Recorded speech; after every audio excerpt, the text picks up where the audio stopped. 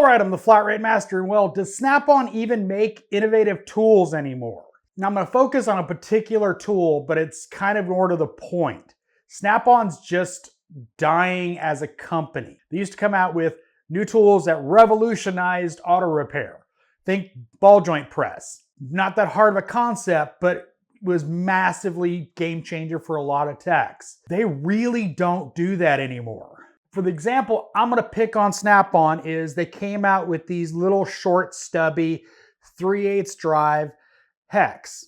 Now the reason I bought these was specifically for servicing certain types of transmission that have a hex on the side of the transmission. They're always ungodly tight. They're just a pain in the butt, and they're usually really close to the transmission tunnel, or you have to actually physically drop the transmission down to get to them.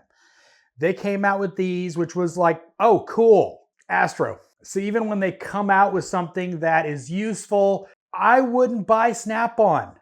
30 bucks versus $200. Wait a little bit. That's not really worth it.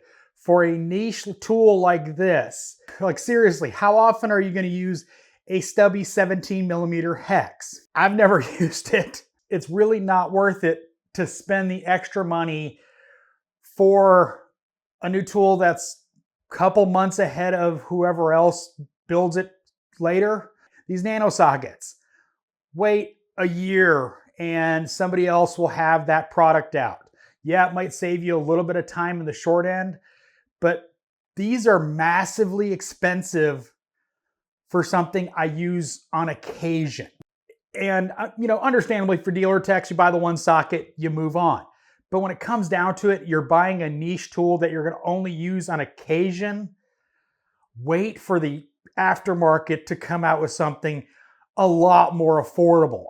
I know this is kind of ranty, but $200 buying a tool that I used a handful of times.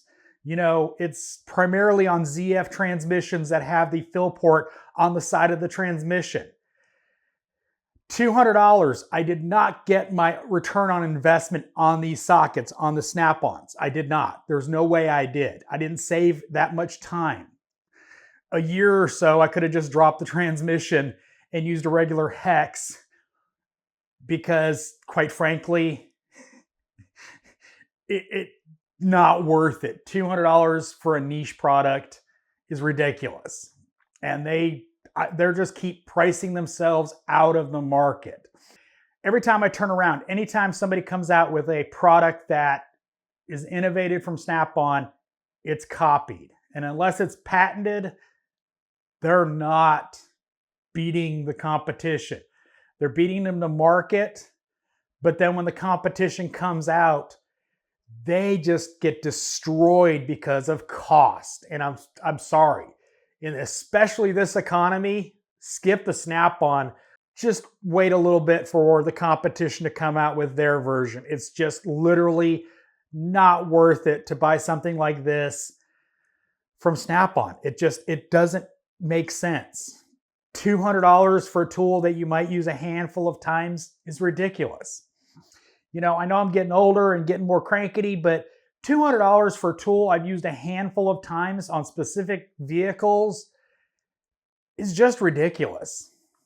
30, 40 bucks from Astro, and I'd more or less have the same tool. They're a little bit deeper, but grinder and a couple bucks, buy an extra set and grind them down.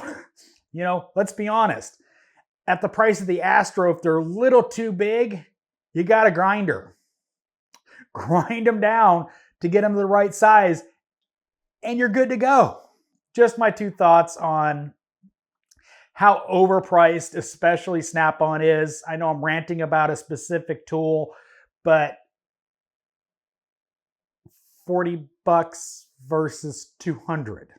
My Snap-on set, I put in an old holder that I had from Snap-on that I kept on. Don't even get anything to hold them. So, hope you enjoyed this video. As always, thanks for watching. I am the Flat Rate Master.